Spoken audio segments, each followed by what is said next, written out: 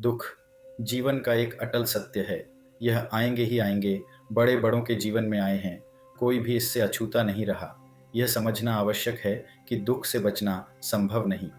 धर्म करने से या भक्ति करने से दुख खत्म हो जाएंगे, ऐसा कहीं नहीं लिखा, न ही ऐसा कभी हुआ है और न हो सकता है। दुख को पूरी तरह से मिटाया नहीं जा सकता, पर धर्म और भक्ति से उसका प्रभाव कम हो सकता है।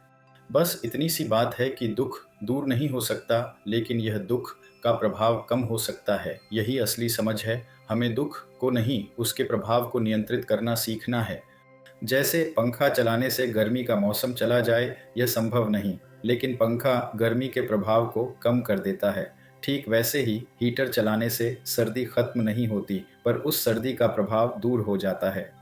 जिसके जीवन में सत्य है, दया है और धर्म है, उसके दुख खत्म होंगे ऐसा कहीं नहीं लिखा। दुख तो आएंगे ही आएंगे, यह जीवन का हिस्सा है जिसे स्वीकार करना ही पड़ता है। इस सत्य को स्वीकार करना ही शांति की ओर पहला कदम है। दुख को स्वीकार कर उसके प्रभाव को कम करना ही सच्ची समझ है।